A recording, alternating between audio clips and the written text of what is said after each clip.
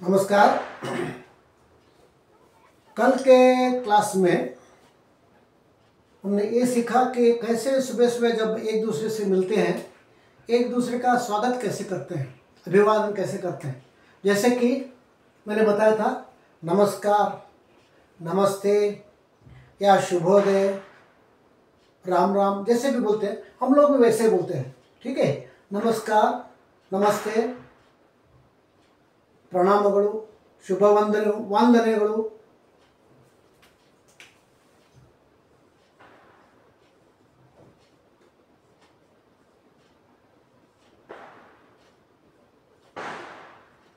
ठीक है, उसके बाद में हम पूछेंगे आप कैसे हैं। ನೀವು ಹೇಗೆ ಇದ್ದೀರಾ। ನೀವು मतलब आप, ಹೇಗೆ मतलब कैसे, इधर मतलब हैं।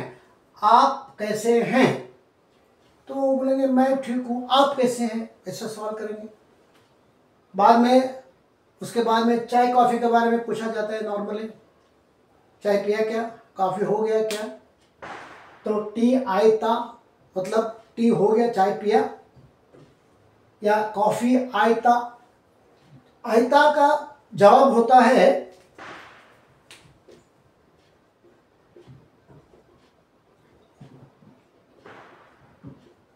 आयतु। आयता क्वेश्चन मार्क, प्रश्नार्थक, प्रश्न है। आयतु मतलब जवाब।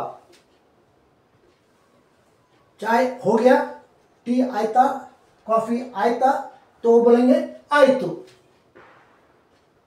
टी आयतु या कॉफी आयतु। तो चलो वो सब हो गया, चाय कॉफी का हो गया सुबह को। उसके बाद अगर दोपहर को हम किसी से मिलते हैं या सामने कोई आ जाता है तो अचानक वो ऐसे ही शब्द निकलते हैं, खाना हो गया। दोपहर के खाने का टाइम होता है तो खाना हो गया। खाने को कन्नड़ में बोला जाता है ऊಟ। ऊಟ ऊಟ ऊಟ, ये कन्नड़ भाषा का है।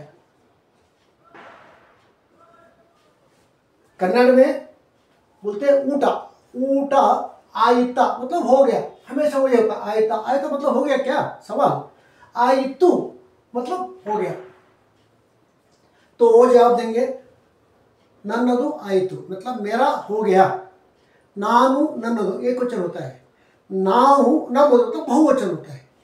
मैं अकेला तो नानु मैं होता है, नाहु मतलब बहुवचन हम लोग। ओके, नन्नदु आयतु मतलब मेरा हो गया। निम्मदु,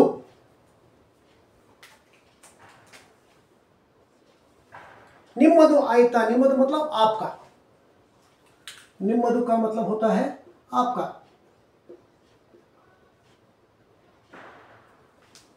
आपका हो गया, आपका। निम्मदु आयता मतलब आपका हो गया।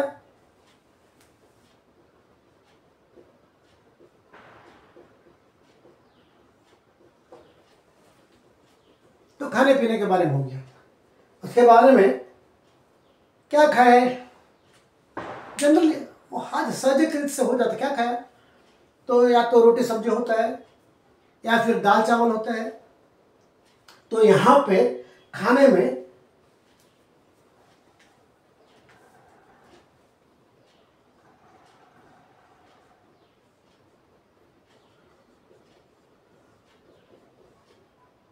अन्ना सांबार होता है, मतलब राइस सांबार, या सांबार की जगह रसम होता है। ये स्पाइसी होता है, थोड़ा तीखा तीखा, थोड़ा सा खट्टा मीठा भी होता है, थोड़ा सा तीखा होता है। ये गले के लिए बहुत अच्छा है, हेल्थ के लिए बहुत अच्छा है। और इसमें सांबार में सब्जियां डाली जाती है। ओके, दाल जैसा रहता है लेकिन उसके अंदर सब्जियां डाली जाती है, कुछ भी बैंगन डाला होता है या आलू डाला होता है या ऐसे भी कुछ। ओके, वो सांबार राइस के साथ जनरली दोपहर के टाइम में यहाँ के लोग राइस ज़्यादा खाते हैं। जैसे नॉर्थ साइड में रोटी खाया जाता है, नॉर्थ कर्नाटक में, उत्तर कर्नाटक में ज्वार की रोटी खाया जाता है। और यहाँ बाजरा खाया जाता है। बाजरा की तरह और एक धान्य है जिसको बोलते हैं रागी। रागी ज़्यादा खाया जाता है। वो मतलब उससे तंदुरुस्त रहता है, बॉडी नहीं होता है, दुबले पतले रहते हैं लेकिन ताकत रहता है, मजबूत रहता है, स्ट्रांग होते हैं। ओके, उसके लिए खाया जाता है। अन्ना सांभर, क्या खाया आपने, आपने क्या खाया, क्या खाया, तो उसका जवाब होगा अन्ना सांभर या अन्ना रसम। लेकिन यहाँ पे दक्षिण भारत में ये अन्ना सांभर या अन्ना रसम के साथ में और भी एक चीज हमेशा खाने के अंत में खाया जाता है या पिया जाता है, जैसे कि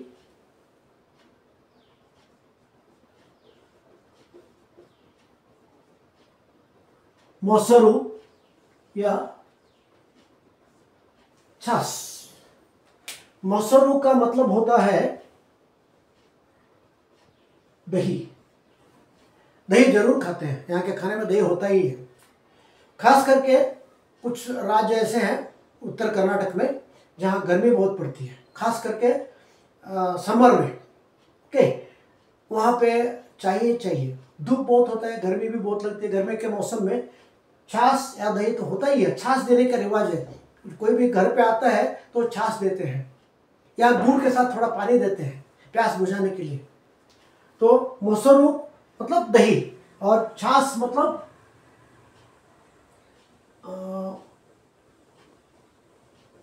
मज्जिगे, म ज के मात्रा मज्जिगे, मज्जिगे मतलब होता है छाछ, दही मतलब मोसरू, मोसरू दही, मज्जिगे छाछ। या तो अन्ना सांभर के बाद में राइस के साथ दही खाया मतलब मोसरू, या फिर मज्जिगे होता है, मज्जिगे मतलब छाछ, मोसरू मतलब दही, ये दोनों तो होता ही है। उसके बिना खाना यहाँ पूरा नहीं होता है। इवन होटलों में जाएंगे तो थाली, जब हम लोग थाली मांगते हैं होटलों में, वो थाली में ये दो में से एक तो होता है या कभी कभी दोनों ही होते हैं, दही भी होता है छाछ भी होता है। होटल में राइस प्लेट होती है ना, वो राइस प्लेट में ये होता ही है।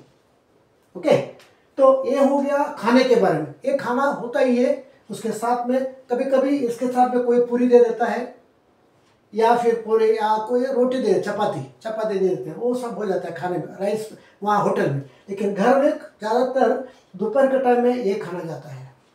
ठीक है, ठीक है, वो खाने के बारे में हो गया। बाद में अगला सवाल हो सकता है, आपका नाम क्या है, निम्म हेसरू एनु, आपका नाम क्या है। थोड़ा और जान पहचान बढ़ाने के लिए, आपका मतलब निम्म, नाम मतलब हेसरू, हेसरू का दो मतलब होता है यहाँ पे। हेसरू का मतलब होता है नाम, और एक मतलब निकलता है हेसरू। हेसरू एक धान्य का नाम है।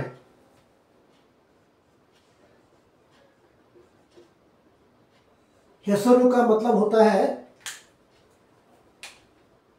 मूंग, मूंग एक धान्य है ना, मूंग दाल। हाँ, कन्नड़ में एक ही शब्द के दो अर्थ हैं। हेसरू का नाम होता है नाम, वो भी होता है निम्म हेसरू एनु, मतलब आपका नाम क्या है। उसके अलावा मूंग एक धान्य का भी नाम है, मूंग दाल, हेसरू बेले, मूंग मतलब पूरा मूंग, मूंग को भी हेसरू बोलते हैं यहाँ पे कन्नड़ में। ठीक है, हो गया। नन्न हेसरू सुरेश, मतलब मेरा नाम सुरेश है, मैं तो अपना नाम बोल दिया। नन्न मेरा, हेसरू मतलब नाम, जो भी है फलाना फलाना जो दो। आपको मतलब आपका क्या है, मेरा तो नाम सुरेश है, आपका नाम क्या है, तो आप अपना नाम बताएंगे। नन्न हेसरू माधव, रमेश, राम गोपाल, जो भी है आप अपना नाम बताएंगे। तो नाम तो जान लिया अभी। ठीक है, थोड़ा थोड़ा समझ बढ़ रहा है, थोड़ा धीरे धीरे सामने नजदीक आ रहे हो। अगला सवाल क्या हो सकता है, और कुछ जानने की इच्छा होगी वो लोग पूछेंगे, आप कहाँ से हो, नीवु याव ऊरिनवरु, अथवा नीवु एल्लियवरु। एल्ली मतलब होता है कहाँ से, एल्ली मतलब कहाँ।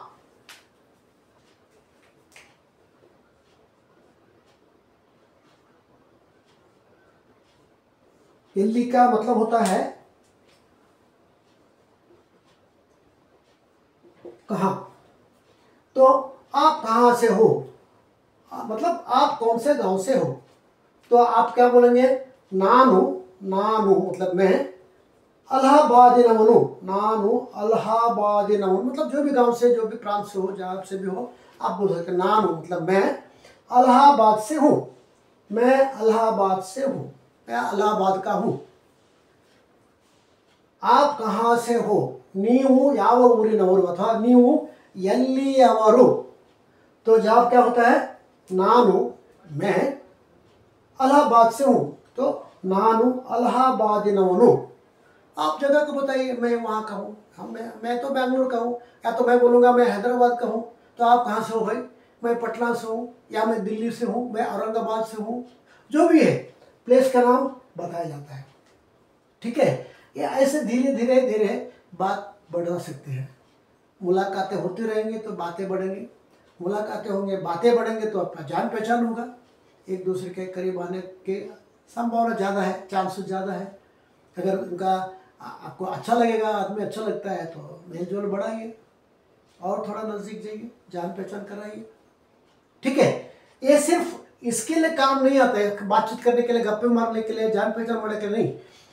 अगर आप कन्नड़ भाषा सीखते हैं तो मार्केट में जब जाते हैं या कोई दुकान में जब जाते हैं चीज़ें खरीदने के लिए, जैसे कि चावल दाल या कुछ सब्जियां खरीदने जाते हैं, या फल खरीदने जाते हैं, या फल या फूल खरीदने जाते हैं। मार्केट यहाँ पे नज़दीक में बहुत अच्छा फूल का मार्केट है, फल सब्जियां सब मिलती हैं। वहाँ आप जाएंगे तो, क्योंकि ज़्यादातर यहाँ के लोकल वेंडर्स होते हैं, मतलब यहाँ के प्रांतीय लोग ज़्यादा होते हैं, जो किसान लोग होते हैं, यहाँ कन्नड़ वर्ड बोलने वाले ज़्यादा हैं। इसलिए अगर आप कन्नड़ सीखो तो उनको पूछ सकते हो इसका भाव क्या है, इसका भाव क्या है, इसका मोल क्या है। कन्नड़ में आप पूछेंगे तो वो जवाब भी देंगे, वो आप हिंदी में पूछेंगे वो कन्नड़ में जवाब देंगे, समझ में नहीं आएगा। आप बोलेंगे आधा किलो दे दो, वो पौना किलो दे दिया, पाव किलो दे दिया। तो भाषा सीखने का एक फ़ायदा ये भी है कि कोई भी चीज़ आप खरीदने जाओ मंडी में, कोई दुकान में, खरीदने में या बेचने में आसानी रहती है। एक उदाहरण मैं देता हूँ, राजस्थान से बहुत लोग बाहर जाते हैं, कर्नाटक में भी आते हैं, बेंगलुरु में भी है, यहाँ हमारे घर के पास में भी हैं। जो लोग जिस शहर में जाते हैं, राजस्थान के लोग वहाँ की भाषा सीख लेते हैं, 4-5 साल बाद में अच्छा कन्नड़ बोलने लगते हैं। यहाँ पास में कुछ दुकानें हैं, 1-2 तो इतना अच्छा कन्नड़ बोलते हैं आपको पता नहीं चलेगा कि वो राजस्थान से है। उसका फ़ायदा क्या है, उसका व्यापार बढ़ेगा। जो भी ग्राहक आएगा पूछने के लिए, वो कन्नड़ में कुछ सवाल पूछेंगे, ये तांबा का कितना है, ये पित्तल का कैसा है, ये स्टील का बर्तन कितने का है, ये वायर कितने का है, वो कन्नड़ में पूछेगा। और राजस्थानी में बोलेगा, थोड़ा व्यापार होगा, थोड़ा वो बिक पाएगा, उसको समझ में नहीं है क्या मांग रहे हैं। अगर कन्नड़ में वो पूछे, कन्नड़ जवाब देगा तो उसका व्यापार बढ़ेगा, अच्छे व्यापारी बन जाते हैं, अच्छा व्यापार करते हैं लोग राजस्थान जहाँ भी जाते हैं। क्यों? भाषा की वजह से। इसलिए भाषा सीखने का ये भी एक फ़ायदा है, बेचना हो या खरीदना हो उसमें भी आसानी रहती है। या आप टैक्सी में या ऑटो में जाते हैं, वहाँ भी कन्नड़ के लोग ज़्यादा होते हैं, उसमें उससे भी अच्छा रहता है पूछने का। कोई भी वो सवाल करेगा आप जवाब देंगे तो अच्छा समझौता भी हो सकता है। कभी कभी बार्गेनिंग होता है, भाव में तोड़ मोल, तो भावताल करते हैं, कुछ हो जाता है। तो भाषा सीखने का एक फ़ायदा ये भी है, मतलब आने जाने में, बस में हो या फिर ऑटो में हो या कैब में हो, टैक्सी में, मतलब वहाँ भी इसका फ़ायदा होता है। ठीक है, अब यहाँ समाप्त करते हैं। कल और कुछ और एक विषय लेके आपके सामने प्रस्तुत होगा। तब तक के लिए आप थोड़ा प्रैक्टिस करते रहिए। अगर आपको किसी भी शब्द में शंका है या आपको बोलना नहीं आ रहा है, उच्चार के प्रणव कैसे उच्चार किया जाता है, कैसा बोला जाता है, बोल अगर समझ में नहीं आता है तो आप कमेंट्स में लिख सकते हैं, आप सवाल कर सकते हैं, मैं जवाब दे दूँगा। ठीक है, धन्यवाद।